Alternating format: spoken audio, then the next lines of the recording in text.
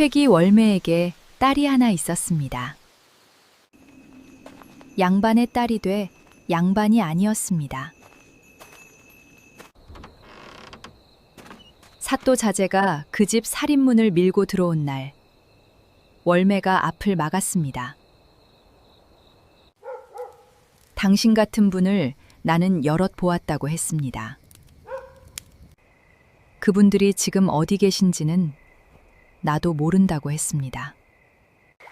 이야기가 계속될 수 있도록 구독과 좋아요로 응원의 마음을 보내주세요. 오늘 이야기를 시작하겠습니다. 전라도 남원은 예로부터 산이 곱고 물이 맑기로 이름난 고을이었습니다. 멀리 지리산 자락이 병풍처럼 둘러섰고 요천 물줄기가 마을 앞을 느릿느릿 감아 돌았습니다. 그 물가에 광안루라는 누각이 하나 서 있었습니다. 달나라 궁전의 이름을 따온 누각이라 밤이면 물에 비친 그림자가 하늘에 뜬 집처럼 보인다고 했습니다. 누각 앞으로는 작은 다리가 놓여 있었고 사람들은 그 다리를 오작교라 불렀습니다. 견우와 직녀가 1년에 한 번 건넌다는 다리의 이름이었습니다. 남원 사람들은 그 다리를 지날 때마다 농담처럼 말했습니다. 이 다리를 건너면 인연을 만난다고 했습니다. 그 말을 진짜로 믿는 사람은 없었습니다. 그저 봄이면 다리 위에 사람이 많았을 뿐입니다. 그해 봄, 남원 부사로 내려온 이할림에게는 아들이 하나 있었습니다. 이름은 몽룡, 나이는 16이었습니다. 얼굴이 맑고 글재주가 좋아 아버지의 자랑이었습니다. 몽룡은 아침이면 책상 앞에 앉았고 저녁이면 붓을 들었습니다. 관아 사람들은 사또 자제가 참으로 반듯하다고 입을 모았습니다. 아버지가 손님에게 아들 이야기를 할 때면 목소리에 힘이 들어갔습니다. 그러나 봄은 젊은 사람의 마음을 가만두지 않는 법입니다.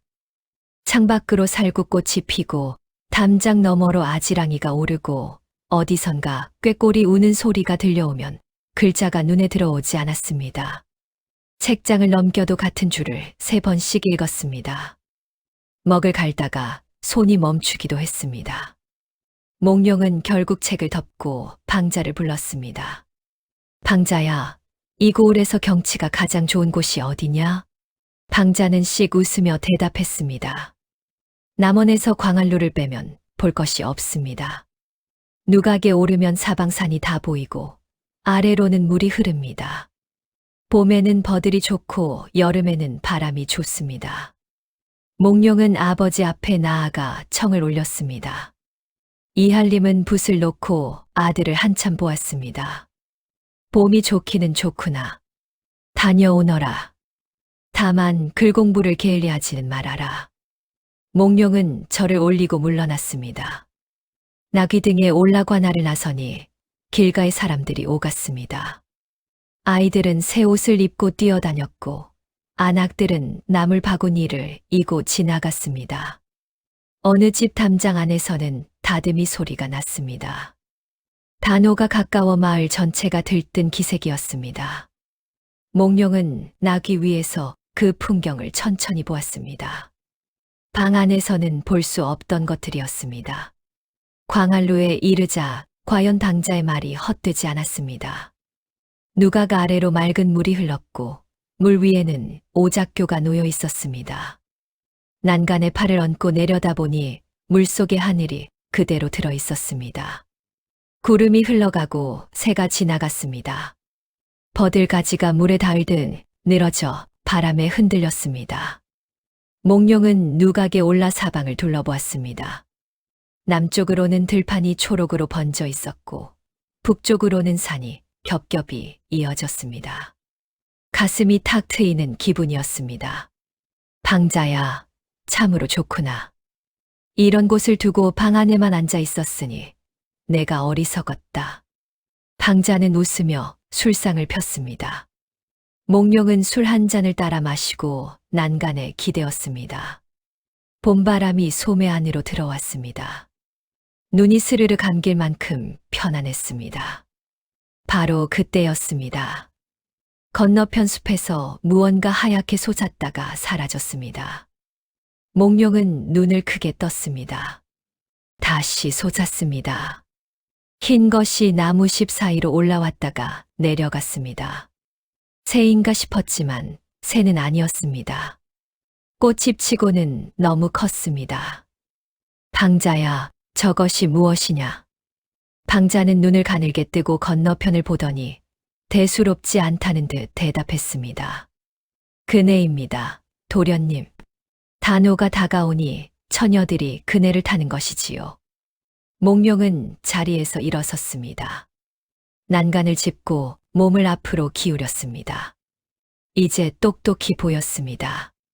커다란 느티나무에 그네줄이 걸려 있었고 그 위에 사람이 서 있었습니다. 붉은 치마가 바람에 부풀었다가 접혔습니다. 검은 머리채가 등 뒤에서 물결처럼 흔들렸습니다. 그네가 앞으로 나아갈 때마다 하늘이 열렸습니다. 뒤로 물러날 때마다 나무잎이 그 사람을 감쌌습니다. 발끝이 나뭇가지를 스칠 만큼 높이 올라갔다가 다시 아래로 떨어졌습니다. 몽룡은 숨을 쉬는 것도 잊었습니다.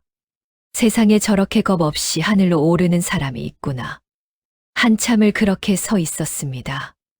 봄바람이 얼굴을 스쳐도 알지 못했습니다. 방자야, 저 처녀가 누구냐? 방자는 이번에는 조금 뜸을 들였습니다. 이 고을 퇴기 월매의 딸입니다. 이름은 성춘향이라 합니다. 성이 있느냐? 월매가 기생을 그만둔 뒤에 성참판이라는 양반을 모시고 살았습니다. 그 사이에서 난 딸이라 아비의 성을 따랐습니다. 퇴기의 딸이라. 어미는 기생이었으나 딸은 기적에 이름을 올리지 않았습니다. 월매가 딸만은 그 길로 보내지 않겠다고 하여 어려서부터 그를 가르치고 바느질을 가르쳤습니다. 실을 짓고 검은고를 뜯는데 웬만한 선비보다 낫다는 소문입니다. 몽룡은 고개를 끄덕였습니다. 그러나 눈은 여전히 건너편 나무를 향해 있었습니다. 방자는 슬쩍 덧붙였습니다. 얼굴이 곱기로도 남원에서 으뜸이라 소년들이 담 밖을 서성인다고 합니다. 그런데 아무도 말 한 번 붙여보지 못했다 합니다. 어찌하여? 눈이 무섭답니다. 몽룡은 그 말에 웃었습니다. 가서 좀 오시라 해라. 방자는 난처한 얼굴을 했습니다. 도련님, 그 처녀가 그리 쉬운 사람이 아닙니다. 사또 자제가 부른다고 냉큼 올 사람이 아닙니다. 그래도 가서 여쭈어라. 광안루에 오르시어 봄경치를 함께 보시자고 예를 갖추어 청한다고 전해라. 방자는 마지못해 다리를 건넜습니다. 몽룡은 난간을 붙잡고 서서 그 뒷모습을 지켜보았습니다. 심장이 이상하게 뛰었습니다. 글을 읽을 때도, 화를 쏠 때도, 아버지 앞에서 시를 외울 때도 이렇게 뛴 적은 없었습니다. 그네 아래에 이른 방자가 무어라 말을 건넸습니다. 처녀는 그네 줄을 잡은 채 잠시 멈추었습니다. 그러고는 사뿐히 땅으로 내려섰습니다. 방자를 향해 고개를 돌리는 모습이 멀리서도 보였습니다. 몇 마디를 주고받는 듯 하더니 방자가 혼자 돌아왔습니다. 몽룡은 마음이 급해 계단까지 내려가 물었습니다. 뭐라 하더냐? 방자는 머리를 긁으며 말했습니다. 말씀 그대로 옮기겠습니다. 처음 뵙는 분이 부르신다 하여 함부로 나서는 것은 여자의 도리가 아니라 하였습니다. 몽룡의 얼굴이 굳었습니다. 그러면 아니 오신다는 말이냐? 방자가 얼른 이었습니다. 끝까지 들으십시오. 다만 사또 자제께서 봄경치를 즐기시는데 그 흥을 깨는 것도 도리가 아니라 하였습니다. 인사만 올리고 물러가겠다 하였습니다. 몽룡의 얼굴이 다시 밝아졌습니다. 오신다는 말이구나. 곧 다리 위로 두 사람이 건너왔습니다. 앞선 이는 향단이라는 몸종이었고 뒤에 오는 이가 춘향이었습니다. 몽룡은 옷깃을 매만졌습니다. 갓끈을 고쳐매고 소매를 폈습니다. 그러고는 스스로 그 모습이 우스워 손을 내렸습니다. 가까이서 본 춘향은 멀리서 본 것과 또 달랐습니다. 얼굴이 희고 이마가 반듯했습니다. 눈매가 길고 서늘했습니다. 옷차림은 화려하지 않았으나 매무새가 흐트러진 데가 없었습니다. 그네를 타고 온 사람이라고는 믿기지 않을 만큼 숨결이 고요했습니다. 춘향은 누각 아래에 서서 두 손을 모으고 인사를 올렸습니다. 부르심을 받자와 인사드립니다. 목소리가 낮고 맑았습니다.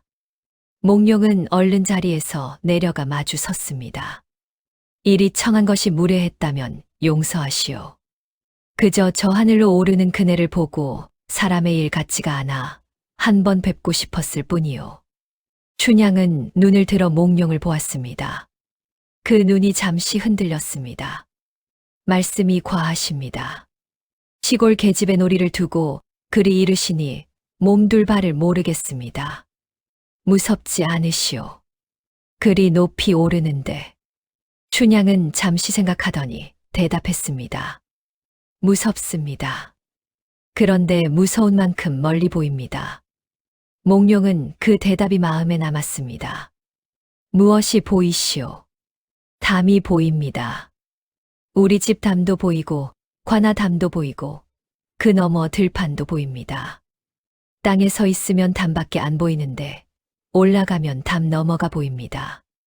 몽룡은 아무 말도 하지 못했습니다. 봄바람이 두 사람 사이를 지나갔습니다. 물 위에서 버들이 하나가 떨어져 천천히 흘러갔습니다. 몽룡이 다시 물었습니다. 글을 읽으신다 들었소. 무슨 구절을 좋아하시오? 춘향은 조금 망설이다가 대답했습니다. 죽어도 다른 마음을 갖지 않겠다는 구절입니다. 어찌하여 그 구절이오? 세상에 변하지 않는 것이 드물어서입니다. 사람 마음이 제일 잘 변합니다. 그래서 변하지 않겠다고 적어둔 옛사람이 고마웠습니다. 몽룡은 춘향의 얼굴을 보았습니다. 16살 처녀의 얼굴이었습니다. 그런데 그 안에 있는 것은 나이와 상관이 없어 보였습니다. 몽룡은 상위의 종이를 끌어당겼습니다. 시 한 수를 지어보겠소. 그대가 다음 구절을 받아주시오. 춘향이 놀란 얼굴을 했습니다. 그러나 거절하지는 않았습니다. 몽룡이 붓을 들었었습니다. 봄물은 사방 못에 가득하고 춘향이 잠시 생각하더니 붓을 받아 이었습니다. 여름 구름은 기연 봉우리에 많더라. 몽룡이 다시 썼습니다. 가을 달은 밝은 빛을 드날리고 춘향이 마지막을 받았습니다. 겨울 산마루에 외로운 소나무 빼어나더라. 몽룡은 그 글씨를 한참 들여다보았습니다. 내 계절을 다 적었구려. 한 해가 다 지나갔습니다. 춘향이 웃으며 붓을 내려놓았습니다. 몽룡은 그 종이를 젖버품에 넣었습니다. 향단이 옆에서 조심스럽게 옷깃을 당겼습니다. 해가 기울고 있었습니다. 춘향은 다시 두 손을 모았습니다. 날이 저물어 갑니다. 어머니가 기다리시니 이만 물러가겠습니다. 몽룡은 무어라 붙잡고 싶었지만 말이 나오지 않았습니다. 예를 아는 사람에게는 예로 대해야 한다는 것을 알고 있었습니다. 춘향은 인사를 올리고 돌아섰습니다. 다리를 건너다가 한 번 걸음을 멈추었습니다. 그리고 아주 짧게 뒤를 돌아보았습니다. 눈이 마주쳤습니다. 춘향은 얼른 고개를 돌리고 걸음을 옮겼습니다. 몽룡은 그 뒷모습이 숲으로 사라질 때까지 서 있었습니다. 방자야. 예, 도련님. 저 처녀의 집이 어디냐? 방자는 한숨을 쉬었습니다. 도련님, 저는 아무 말도 못 들은 것으로 하겠습니다. 그날 저녁 몽룡은 밥을 넘기지 못했습니다. 상 앞에 앉아 수저를 들었다가 놓았습니다. 아버지가 어디 아프냐고 물었습니다. 몽룡은 봄을 타는 모양이라고 얼버무렸습니다. 방으로 돌아와 책을 폈습니다.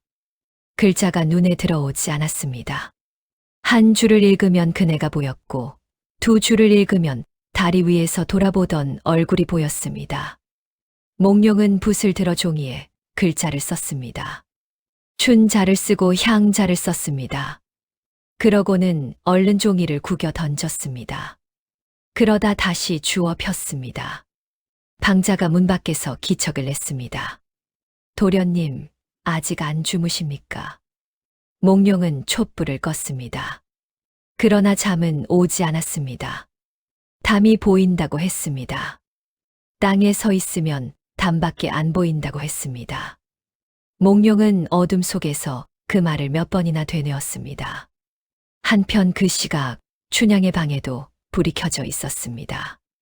춘향은 바느질감을 무릎에 놓고 앉아 있었습니다. 바늘이 한참 움직이지 않았습니다.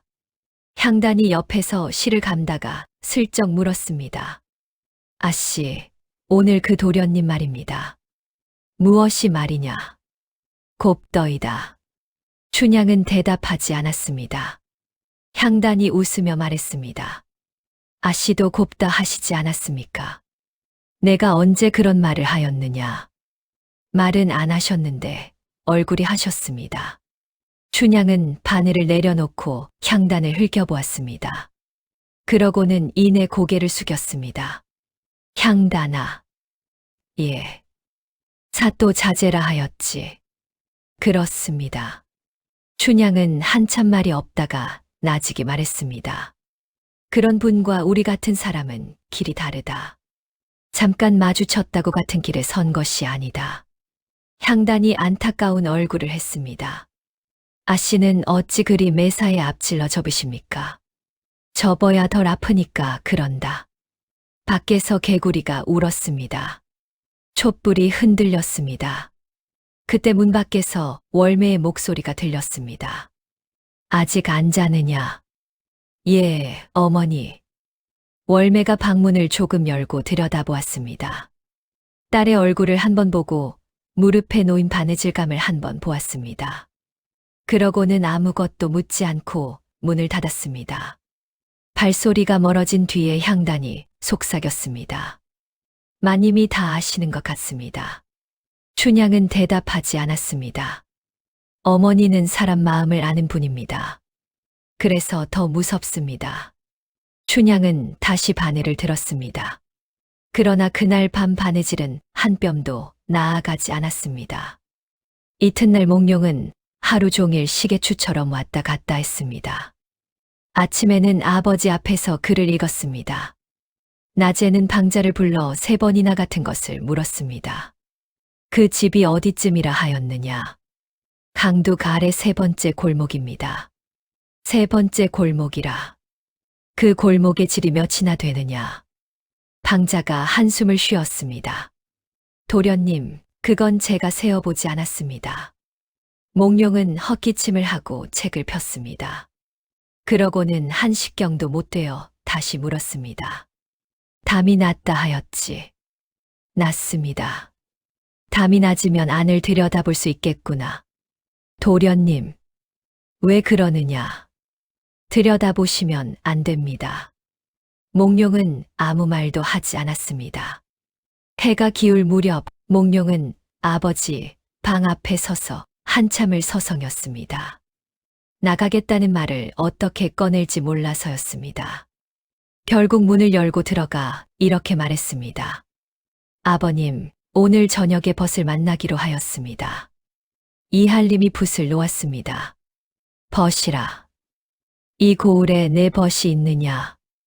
몽룡의 등에 땀이 흘렀습니다. 며칠 전 광안로에서 그라는 이를 만났습니다. 그러냐? 늦지 마라. 방을 나온 몽룡은 마루 끝에서 크게 숨을 내쉬었습니다. 거짓말을 해본 것이 처음이었습니다. 기분이 좋지 않았습니다. 그런데도 걸음은 이미 문 밖을 향하고 있었습니다. 관아를 나서니 저녁장이 파하는 중이었습니다. 생선 비린내가 돌고 어물전 안하기 남은 것을 싸게 넘기느라 소리를 질렀습니다. 아이들이 그 사이를 뛰어다녔습니다. 몽룡은 처음으로 그 풍경 속을 걸었습니다. 나귀를 타지 않고 걸었습니다. 강둑에 이르자 물소리가 났습니다. 첫 번째 골목을 지나고 두 번째 골목을 지났습니다. 세 번째 골목 앞에서 몽룡은 걸음을 멈추었습니다. 방자야. 예. 돌아갈까? 방자가 몽룡을 쳐다보았습니다. 여기까지 와서 말입니까? 몽룡은 대답하지 못했습니다. 무엇이 무서우십니까? 거절당할까봐 그런다. 방자가 웃음을 참는 얼굴을 했습니다. 도련님, 사또 자제가 거절당하는 법이 어디 있습니까?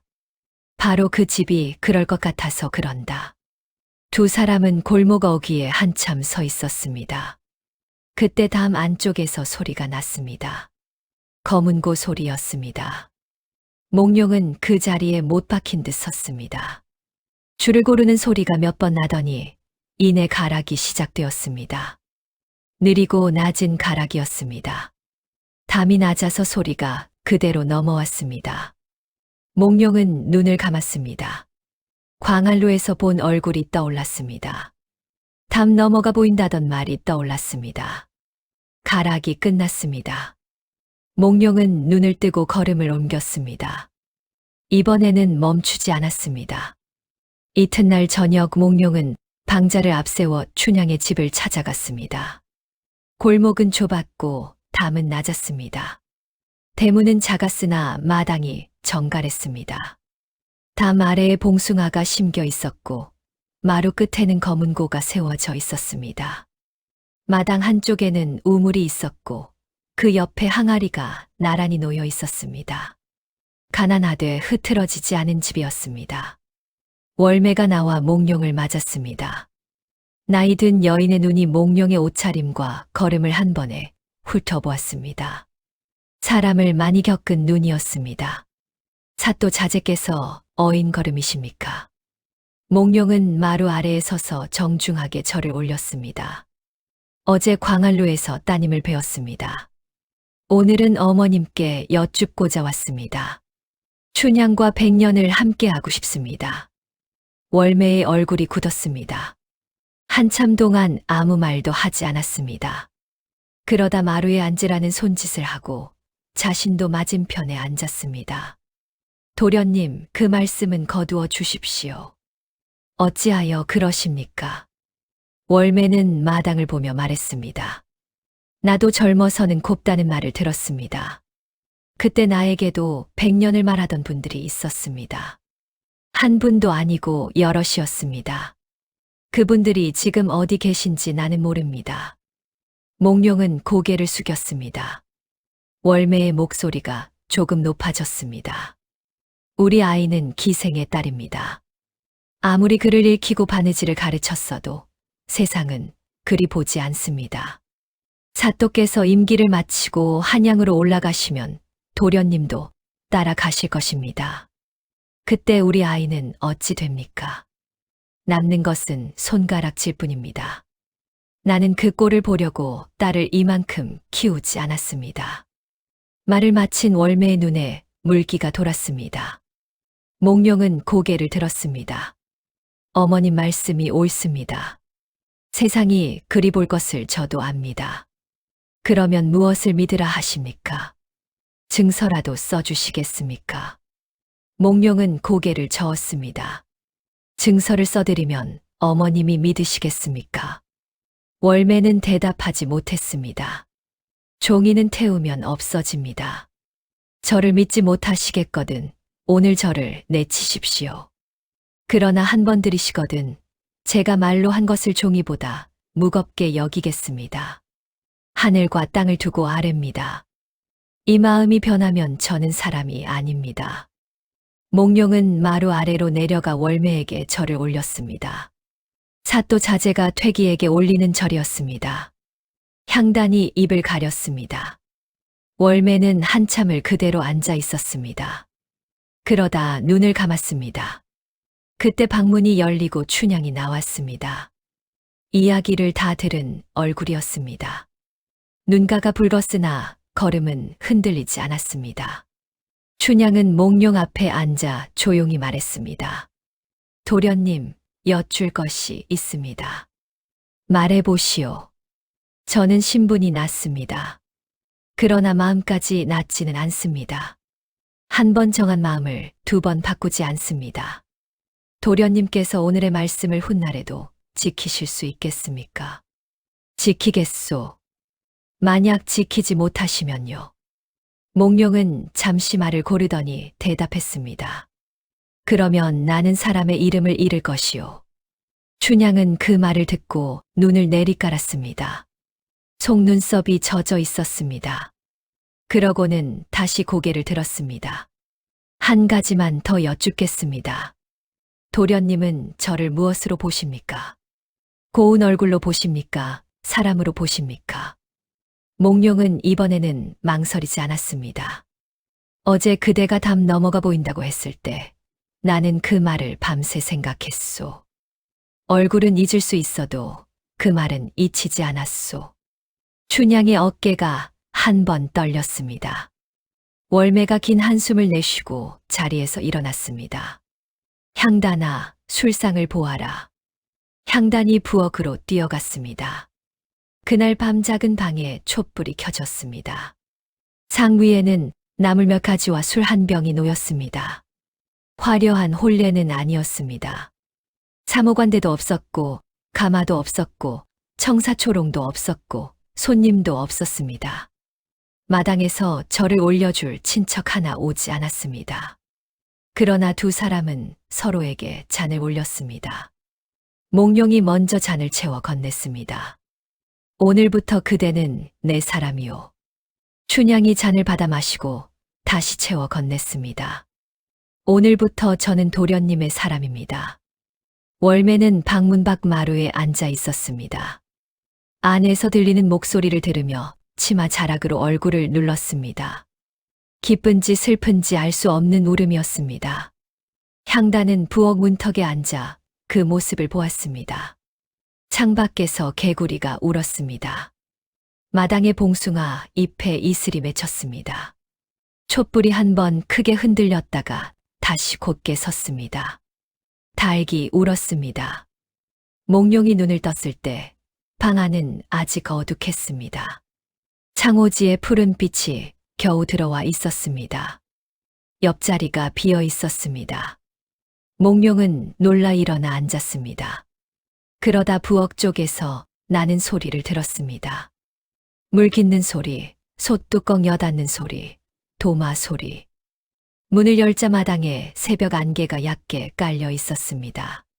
춘향이 붓두막 앞에 앉아 불을 지피고 있었습니다. 머리를 뒤로 묶고 소매를 거둔 채였습니다. 어제 촛불 아래에서 본 얼굴과 또 달랐습니다. 몽룡이 마루로 내려서자 춘향이 고개를 들었습니다. 일어나셨습니까? 어찌 이리 일찍 일어났소? 늘 이 시간에 일어납니다. 몽룡은 붓두막 옆에 쭈그리고 앉았습니다.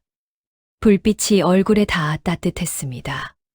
내가 도울 것이 있소. 춘향이 웃었습니다. 도련님이 할 줄 아시는 것이 있습니까? 몽룡은 잠시 생각하더니 대답했습니다. 없소. 그러면 앉아 계십시오. 두 사람은 그렇게 나란히 앉아 불을 보았습니다. 아궁이 안에서 장작이 탁 하고 튀었습니다. 춘향이 나직이 말했습니다. 도련님, 말하시오. 어젯밤 미리 꿈 같습니다. 나도 그렇소. 깨면 어쩌나 싶어서 새벽에 일어나 마당을 한 바퀴 돌았습니다. 몽룡이 춘향을 보았습니다. 그래서 어떠하였소? 춘향이 아궁이를 보며 말했습니다. 마당에 이슬이 내려 있었습니다. 신이 젖었습니다. 그래서 꿈이 아닌 줄 알았습니다. 몽룡은 그 말에 아무 대답도 하지 못했습니다. 곧 향단이 부스스한 얼굴로 나왔다가 두 사람을 보고 도로 방으로 들어갔습니다. 그러고는 안에서 이불을 뒤집어 쓰고 웃는 소리가 났습니다. 밥상이 마루에 놓였습니다. 밥과 국, 나물 3가지와 조기 한 마리였습니다. 몽룡은 그 상을 한참 내려다보았습니다. 관아의 상은 이보다 훨씬 컸습니다. 그릇수가 열을 넘었습니다. 그런데 이상하게도 이 작은 상이 더 잘 차려진 것처럼 보였습니다. 월매가 방에서 나왔습니다. 몽룡이 얼른 일어나 인사를 올렸습니다. 월매는 인사를 받는 둥 마는 둥 하고 툇마루 끝에 앉았습니다. 그러고는 마당 쪽을 보며 말했습니다. 도련님. 예, 어머님. 아침은 드시고 가십시오. 그것이 전부였습니다. 그러나 몽룡은 그 한마디가 어제 저녁 그 긴 이야기보다 무겁게 들렸습니다. 밥을 먹고 나서 몽룡은 관아로 돌아갔습니다. 살인문을 나서며 뒤를 돌아보니 춘향이 마당에 서 있었습니다. 손을 흔들지는 않았습니다. 그냥 서 있었습니다. 몽룡은 그날 하루 종일 그 모습을 생각했습니다. 그 뒤로 저녁마다 그 골목에 발자국이 났습니다. 몽룡은 해가 지면 관아를 나섰습니다. 처음에는 방자를 앞세웠지만 나중에는 혼자 갔습니다. 골목을 눈 감고도 찾을 수 있게 되었습니다. 여름밤이면 두 사람은 마루에 나와 앉았습니다. 모기를 쫓느라 마당에 쑥을 태웠습니다. 연기가 낮게 깔려 마당을 돌았습니다. 어느 밤 몽룡이 춘향에게 물었습니다. 내가 업어줄까? 춘향이 놀란 얼굴을 했습니다. 무슨 말씀이십니까? 업어준다고 하지 않았소. 사람이 봅니다. 여기 누가 있소? 춘향은 잠시 망설이다가 마루에서 내려섰습니다. 몽룡이 등을 돌려앉자 춘향이 조심스럽게 몸을 기댔습니다. 몽룡은 춘향을 업고 마당을 돌았습니다. 무겁소. 내려주십시오. 무겁다고 하였지 못 업겠다고 하였소. 춘향이 몽룡의 어깨를 때렸습니다. 두 사람이 소리 죽여 웃었습니다. 몽룡이 걸으면서 말했습니다. 사랑 사랑 내 사랑이야. 어허둥둥 내 사랑이야. 춘향이 등에 얼굴을 묻었습니다. 그만하십시오. 어머니 들으십니다. 들으시라고 하는 소리요. 몽룡은 마당을 한 바퀴 더 돌았습니다. 내가 무엇을 먹으려느냐. 둥글둥글 수박웃 봉지 떼어버리고 강릉백청을 다르르 부어 씨는 버리고 붉은 점 움푹 떠 반 간진수로 먹으려느냐. 아니요. 그것도 나는 싫소. 그러면 무엇을 먹으려느냐. 아무것도 먹지 않겠습니다. 그저 이대로 있겠습니다. 몽룡은 걸음을 멈추었습니다. 마당 한가운데 쑥 연기가 낮게 깔려 있었고 담 너머로 개구리 소리가 넘어왔습니다. 하늘에는 별이 촘촘했습니다. 춘향이 등에 엎인 채로 물었습니다. 도련님, 말하시오. 이 밤이 몇 번이나 더 올까요? 몽룡이 대답했습니다. 셀 수 없이 올 것이오. 춘향은 아무 말도 하지 않았습니다. 방에서 월매가 문틈으로 마당을 내다보고 있었습니다. 그러다 소리 없이 문을 닫고 도로 자리에 누웠습니다. 그날 밤 월매는 오래 뒤척였습니다. 그 뒤로 계절이 흘렀습니다. 몽룡은 낮에는 관아에서 글을 읽고 저녁이면 춘향의 집으로 갔습니다. 살인문을 밀고 들어서면 마루 끝에 춘향이 앉아 있었습니다. 바느질을 하다가도 발소리를 알아듣고 고개를 들었습니다. 두 사람은 마루에 나란히 앉아 이야기를 나누었습니다. 몽룡은 책에서 읽은 옛 이야기를 들려주었습니다. 먼 나라 이야기, 오래전 사람 이야기, 강을 건너간 사람 이야기를 했습니다. 춘향은 턱을 괴고 들었습니다. 춘향은 검은 고를 뜯었습니다. 줄을 고르는 손끝이 정확했습니다. 소리가 마당을 지나 담을 넘어갔습니다. 지나가던 사람이 담 밖에서 걸음을 멈추는 일도 있었습니다. 어느 날 몽룡이 물었습니다. 검은 고는 누구에게 배웠소? 어머니께 배웠습니다. 어머님이 아니 가르치려 하셨을 텐데. 춘향이 웃었습니다. 가르치지 않으려 하셨습니다. 그런데 제가 어깨너머로 다 익혔습니다. 어머니가 그걸 아시고 사흘을 우셨습니다. 그러고는 그날부터 제대로 가르쳐 주셨습니다. 몽룡도 웃었습니다. 그러다 웃음을 거두었습니다. 어머님 마음을 알 것 같소. 여름이 되자 마당에 봉숭아가 붉게 피었습니다. 향단이 꽃잎을 찌어 춘향의 손톱에 물을 들였습니다. 백반을 섞어 잎으로 싸매고 실로 묶었습니다. 몽룡이 그 모습을 보고 웃었습니다. 그 물이 첫눈 올 때까지 남으면 좋은 일이 생긴다지요. 춘향이 손을 펴 보이며 말했습니다. 그러면 저는 올겨울에 좋은 일이 생기겠습니다. 몽룡이 물었습니다. 무슨 좋은 일이 생기면 좋겠소? 춘향은 잠시 생각하더니 대답했습니다. 지금 같으면 좋겠습니다. 더 좋을 것도 없이 지금 같기만 하면 좋겠습니다. 7월 칠성날 밤에는 두 사람이 광안루로 나갔습니다. 오작교 위에 사람이 많았습니다. 다리를 건너며 소원을 비는 사람들이었습니다. 아이들은 등을 들고 뛰어다녔고 노인들은 난간에 기대어 하늘을 보았습니다. 몽룡이 물었습니다. 그대는 무슨 소원을 빌겠소? 춘향이 대답했습니다. 견우와 직녀는 1년에 한 번 만난다지요. 저는 그 소원은 빌지 않겠습니다. 어찌하여? 1년에 한 번은 너무 적습니다. 몽룡이 웃었습니다. 그러면 무엇을 빌겠소? 춘향은 다리 아래 물을 내려다보며 말했습니다. 이 다리가 없어도 되게 해달라고 빌겠습니다. 건너야 만나는 사이가 아니라 그냥 같이 있는 사이가 되게 해달라고요. 몽룡은 그 말에 아무 대답도 하지 못했습니다. 두 사람은 다리 한가운데에 서서 한참 하늘을 보았습니다. 은하수가 흐릿하게 지나가고 있었습니다. 장마가 지나고 매미가 울었습니다. 두 사람은 마루에 앉아 소나기가 마당을 때리는 것을 보았습니다. 처마에서 물이 줄줄이 떨어졌습니다. 몽룡이 손을 내밀어 빗물을 받았습니다. 춘향이 그 손을 보고 말했습니다. 손이 참 곱습니다. 고생을 안 하신 손입니다. 앞으로도 안 할 것이요. 춘향은 대답하지 않고 웃기만 했습니다. 가을이 왔습니다. 두 사람은 함께 시를 지었습니다. 몽룡이 한 구절을 쓰면 춘향이 다음 구절을 받았습니다.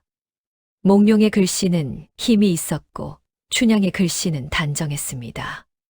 두 사람의 글씨가 한 종이 위에 나란히 놓이면 이상하게도 잘 어울렸습니다. 몽룡은 그 종이들을 하나하나 접어 모았습니다. 추석날에는 월매가 송편을 빚었습니다. 춘향과 향단이 옆에 앉아 손을 보탰습니다. 몽룡도 소매를 걷고 앉았지만 만드는 족족 모양이 무너졌습니다. 향단이 웃음을 참지 못했습니다. 도련님 것은 따로 쪄야겠습니다. 월매가 몽룡의 손에서 반죽을 뺐으며 말했습니다. 붙잡는 손으로 무엇을 하시겠다고. 몽룡은 머쓱하게 손을 털었습니다. 그러다 문득 마루를 둘러보았습니다. 월매가 있고 향단이 있고 춘향이 있었습니다. 관아의 넓은 대청보다 이 좁은 마루가 더 집 같다는 생각이 들었습니다. 그날 밤 몽룡은 늦도록 돌아가지 않았습니다. 달이 밝은 밤이면 마당에 자리를 폈습니다. 춘향은 하늘을 올려다보며 말했습니다. 저 달은 한양에서도 보이겠지요. 같은 달이니 보이겠지. 그러면 언젠가 도련님이 멀리 계셔도 저 달을 보면 같은 것을 보고 있는 셈이 되겠습니다. 몽룡은 그 말이 어쩐지 서늘해서 얼른 대답했습니다. 멀리 갈 일이 없소. 춘향은 웃기만 했습니다. 월매도 처음에 경계를 조금씩 풀었습니다. 사위라 부르지는 않았지만 밥상에 반찬을 하나씩 더 올렸습니다. 몽룡이 마당에서 신을 벗으면 툇마루에 나와 날씨 이야기를 건넸습니다. 찬바람이 불자 겨울옷을 지어 내놓기도 했습니다. 몽룡이 그 옷을 받아들고 어쩔 줄 몰라 했습니다. 월매가 무뚝뚝하게 말했습니다. 우리 아이가 밤새 지은 것입니다. 나는 옆에서 실만 잘랐습니다. 향단은 두 사람이 마주 앉은 방문 앞을 지나가며 혼잣말을 했습니다. 우리 아씨가 저리 웃는 것은 처음 봅니다. 몽룡은 매일 저녁 이 마당으로 오는 것이 당연한 일이라고 믿었습니다. 춘향도 그렇게 믿었습니다. 두 사람 모두 그 믿음이 얼마나 얇은 것인지 알지 못했습니다. 가을이 깊어지자 몽룡의 하루는 둘로 나뉘었습니다. 낮에 몽룡은 사또 자제였습니다. 아버지 앞에서 글을 읽고 손님이 오면 인사를 올리고 관아 마당에서 활을 쏘았습니다. 아버지가 한양 소식을 이야기하면 고개를 끄덕였습니다. 밤에 몽룡은 강둑 아래 세 번째 골목 사람이었습니다. 마루에 앉아 검은고를 듣고 마당에서 쑥을 태우고 밥상 앞에서 웃었습니다. 두 개의 낮이 서로 만나지 않도록 몽룡은 조심했습니다. 그러나 사람의 일이 늘 뜻대로 되지는 않습니다. 어느 날 아침 이할림이 아들을 불렀습니다. 몽룡아. 예, 아버님. 요즘 저녁마다 어디를 다니느냐? 몽룡의 손끝이 차가워졌습니다. 벗을 만나러 갑니다. 그 벗의 이름이 무엇이냐? 방 안이 조용해졌습니다. 마당에서 아전이 지나가는 발소리가 들렸습니다. 몽룡은 대답하지 못했습니다. 이할림은 한참 아들을 보다가 붓을 들었습니다. 그리나 게을리하지 마라. 예. 몽룡은 절을 올리고 물러났습니다. 방문을 닫고 나오는데 다리에 힘이 풀렸습니다. 아버지는 알고 계신 것 같았습니다. 알면서도 묻지 않으신 것 같았습니다. 그날 저녁 몽룡은 처음으로 골목 앞에서 오래 서 있었습니다. 들어가면 안 될 것 같은 기분이 들었습니다. 그런데 발이 저절로 움직였습니다. 춘향이 마루에서 몽룡의 얼굴을 보고 물었습니다. 무슨 일이 있으셨습니까? 아무 일도 없소. 춘향은 더 묻지 않았습니다.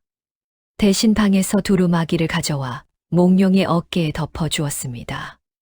찬바람이 듭니다. 몽룡은 그 두루마기를 손으로 만졌습니다. 새로 지은 것이었습니다. 바느질 자국이 촘촘했습니다. 이것을 언제 지었소? 지난달부터 지었습니다. 몽룡은 고개를 숙였습니다. 춘향아. 예. 내가 만약 이 고을을 떠나게 되면 어찌하겠소? 춘향의 손이 멈추었습니다. 한참 뒤에 대답이 나왔습니다. 기다리겠습니다. 얼마나? 오실 때까지. 몽룡은 그 대답이 무서웠습니다. 무서워서 더 묻지 못했습니다. 그해 가을, 남원의 감나무가 붉게 물들고 마당에 낙엽이 쌓이고 아침마다 서리가 내렸습니다. 두 사람은 그 계절이 그냥 지나갈 줄 알았습니다. 그해 겨울 초입, 한양에서 파발이 내려왔습니다. 이할림이 동부승지로 임명되어 한양으로 올라가게 되었다는 소식이었습니다. 관아가 술렁였습니다. 아전들이 오가며 짐을 꾸렸고 마당에는 상자가 쌓였습니다. 승진이니 경사라며 사람들이 인사를 올렸습니다. 아버지 이할림의 얼굴에는 오랜만에 웃음이 있었습니다. 그 한가운데에서 몽룡만 홀로 서 있었습니다. 몽룡은 아버지 앞에 나아가 무릎을 꿇었습니다. 아버님, 드릴 말씀이 있습니다. 말해보아라. 몽룡은 입을 열려다가 멈추었습니다. 이 고을에 정한 사람이 있다는 말이 목구멍에서 걸렸습니다. 아버지의 얼굴을 보니 도저히 나오지 않았습니다. 과거도 보지 못한 소년이 무슨 힘으로 그 말을 감당하겠습니까? 말을 꺼내는 순간 춘향에게 무슨 일이 닥칠지 알 수 없었습니다. 아무것도 아닙니다. 몽룡은 물러나와 곧장 춘향의 집으로 달려갔습니다. 걸음이 자꾸 헛디뎌졌습니다. 살인문을 밀고 들어서니 춘향이 마루에 앉아 있었습니다. 몽룡의 얼굴을 보자마자 춘향은 바느질감을 내려놓았습니다. 무슨 일이 있으십니까? 몽룡은 한참 말을 하지 못했습니다. 마당의 봉숭아는 이미 시들어 줄기만 남아 있었습니다. 손톱의 붉은 물은 아직 반쯤 남아 있었습니다. 아버님이 한양으로 가시게 되었소. 춘향의 손이 무릎 위에서 굳었습니다. 언제 떠나십니까? 사흘 뒤요. 방 안이 조용해졌습니다. 춘향이 천천히 물었습니다. 저는 어찌 됩니까? 몽룡은 무릎걸음으로 다가가 춘향의 손을 잡았습니다. 내 지금은 아무 힘이 없소. 과거에 급제하기 전에는 아버님께 그대 이야기를 꺼낼 수가 없소. 꺼내는 순간 그대가 다칠 것이오. 그러나 반드시 급제하겠소. 급제하는 날 사람을 보내 그대를 데려가겠소. 춘향은 손을 빼지 않았습니다. 다만 고개를 숙였습니다. 한양은 멀고 남원은 좁습니다. 도련님이 그곳에서 저를 잊으시면 저는 어디에도 하소연할 데가 없습니다. 몽룡은 목이 메었습니다. 내가 그대를 잊는다면 하늘이 나를 버릴 것이오. 그때 월매가 방문을 열고 들어왔습니다. 소식을 들은 얼굴이었습니다. 월매는 아무 말 없이 몽룡 앞에 앉았습니다. 그러고는 한참 만에 입을 열었습니다. 도련님, 지난 봄에 제게 절을 올리셨지요. 예, 올렸습니다. 그때 종이는 태우면 없어진다 하셨습니다. 그러면 말은 무엇으로 없어집니까? 몽룡은 대답하지 못했습니다. 월매는 마당을 보며 말했습니다. 말도 없어집니다. 사람이 잊으면 없어집니다. 도련님, 우리 아이 목숨이 그 말 한마디에 걸려 있습니다. 몽룡은 고개를 숙였습니다. 떠나기 전날 밤, 두 사람은 마루에 앉아 아무 말도 하지 않았습니다. 한참 뒤에 춘향이 물었습니다. 한양 가시면 무엇부터 하실 겁니까? 글을 읽을 것이요. 그 다음은요. 또 글을 읽을 것이요. 춘향이 웃었습니다.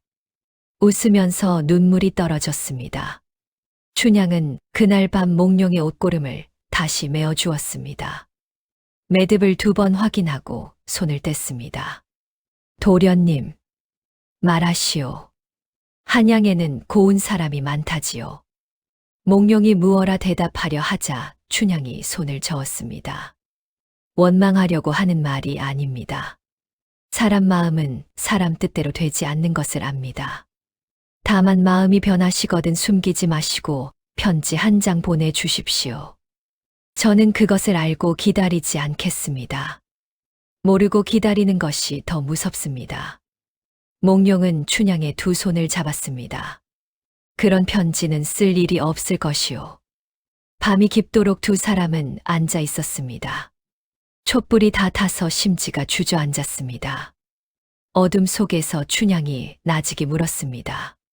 주무십시오. 내일 먼 길 가십니다. 몽룡은 눈을 감았습니다. 그러나 그 밤도 잠은 오지 않았습니다. 떠나기 이틀 전 춘향이 무너졌습니다. 그날까지 춘향은 울지 않았습니다. 소식을 들은 날에도 울지 않았고 몽룡이 사흘 뒤라고 했을 때도 울지 않았습니다. 그런데 그날 저녁 몽룡이 마루에 앉아 무심코 이렇게 말했습니다. 한양에 가면 편지를 보내겠소. 춘향이 바느질감을 내려놓았습니다. 편지요. 그렇소. 편지가 남원까지 며칠이나 걸립니까? 몽룡은 대답하지 못했습니다. 춘향의 목소리가 떨렸습니다. 도련님, 저를 데려가 주십시오. 몽룡의 얼굴이 굳었습니다. 내가 지금 그럴 힘이 없소. 가마도 필요 없습니다.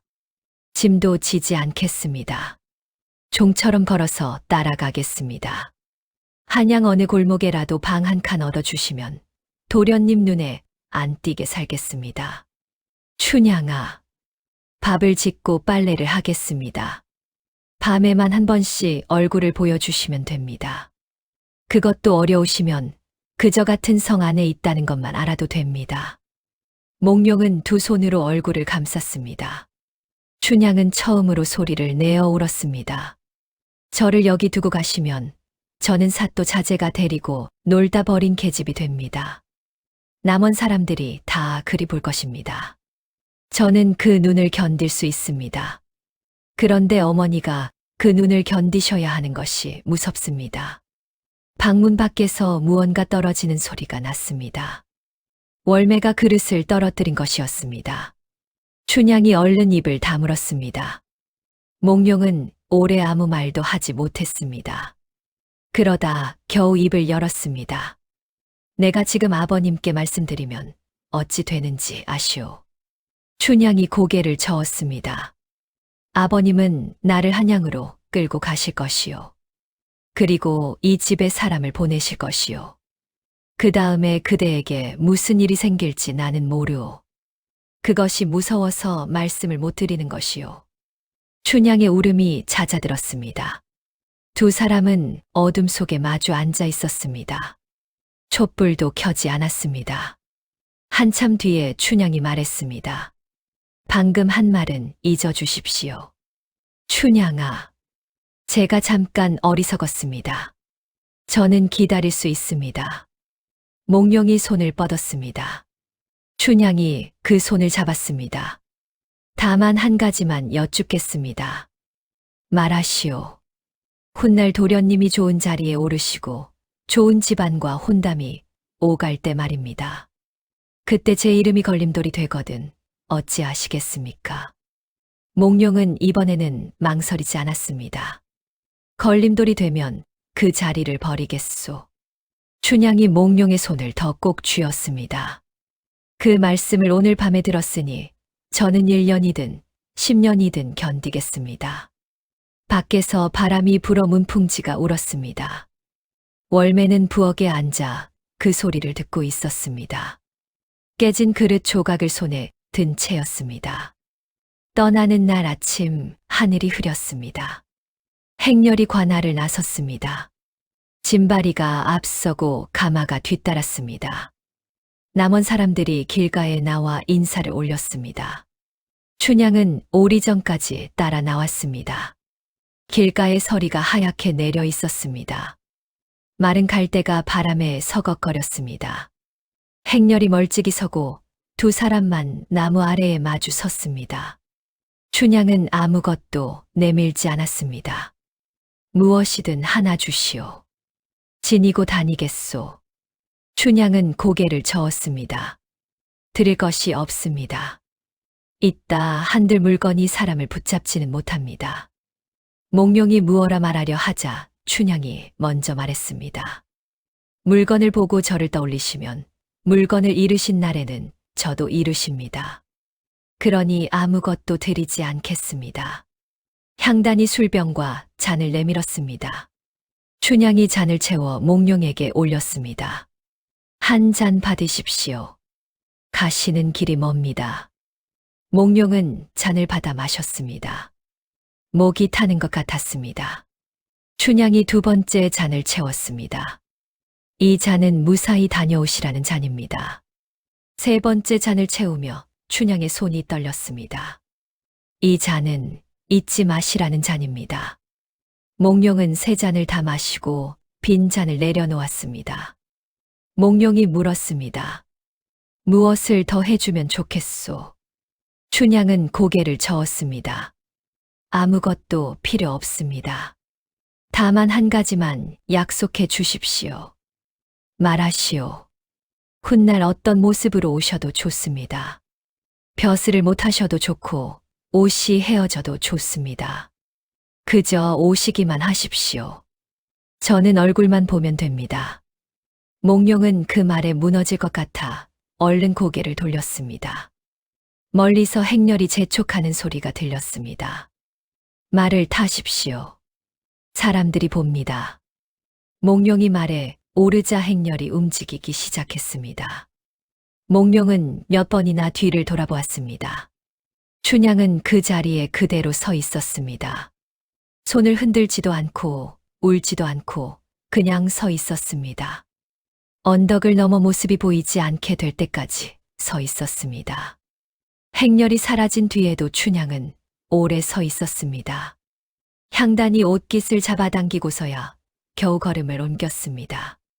춘향은 그 자리에 그대로 서 있었습니다.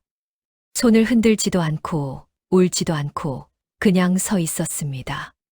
행렬이 언덕을 오르기 시작했습니다. 춘향은 길가 둔덕으로 올라갔습니다. 조금이라도 더 오래 보려고 올라갔습니다. 마른 풀에 치맛자락이 걸려 찢어졌지만 알지 못했습니다. 둔덕 위에서 보니 행렬이 실처럼 가늘게 보였습니다. 그 실 끝에 말 한 마리가 있었습니다. 말 위에 사람이 자꾸 뒤를 돌아보는 것도 보였습니다. 향단이 옆에서 울었습니다. 아씨, 이제 그만 내려가십시다. 조금만 더. 행렬이 언덕을 넘어갔습니다. 깃발이 먼저 사라지고 가마가 사라지고 말이 사라졌습니다. 마지막으로 흙먼지가 가라앉았습니다. 길에 아무것도 남지 않았습니다. 춘향은 그제야 무릎을 꺾고 앉았습니다. 소리는 내지 않았습니다. 어깨만 오래 떨렸습니다. 향단이 옷깃을 잡아당기고서야 겨우 걸음을 옮겼습니다. 돌아오는 길은 아침에 온 길과 같은 길이었습니다. 서리도 그대로였고 갈대도 그대로였습니다. 그런데 걸음이 2배로 무거웠습니다. 마을 어귀에서 안악 둘이 수군거리는 소리가 들렸습니다. 삿도가 갔다지. 자제도 갔겠지. 그 집 딸은 어쩌누. 춘향은 고개를 들지 않고 지나갔습니다. 집에 이르니 살인문이 열려 있었습니다. 마당에 월매가 서 있었습니다. 딸의 얼굴을 보더니 아무것도 묻지 않고 안으로 들어갔습니다. 부엌에서 밥 짓는 소리가 났습니다. 평소와 똑같은 소리였습니다. 춘향은 그 소리를 들으며 마루에 앉아 있었습니다. 해가 다 질 때까지 그렇게 앉아 있었습니다. 집으로 돌아온 춘향은 방문을 닫았습니다. 그리고 그날부터 문 밖을 나가지 않았습니다. 월매가 밥상을 들고 들어가면 춘향은 벽을 보고 앉아 있었습니다.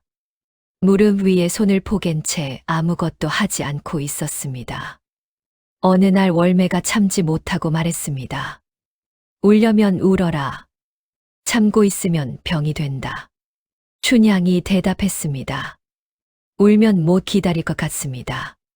그해 겨울은 길었습니다.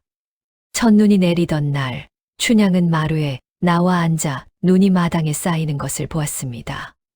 봉숭아 줄기 자리에 눈이 소복이 덮였습니다. 향단이 곁에 앉으며 말했습니다. 아씨, 손톱 좀 보십시오. 춘향은 손을 폈습니다.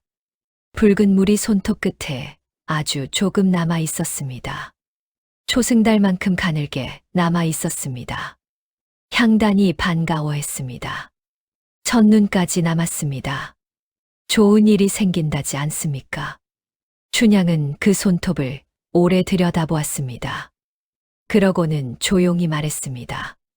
그러면 좋은 일이 오겠구나. 말은 그렇게 했으나 목소리에 힘이 없었습니다. 한양에서는 여전히 아무 소식도 오지 않았습니다. 월매는 장에 나갈 때마다 한양에서 내려온 장사꾼을 붙들고 물었습니다. 동부승지 댁도련님 소식을 아느냐고 물었습니다. 아는 사람이 있을 리 없었습니다. 돌아오는 길에 월매는 혼자 중얼거렸습니다. 내 이럴 줄 알았지.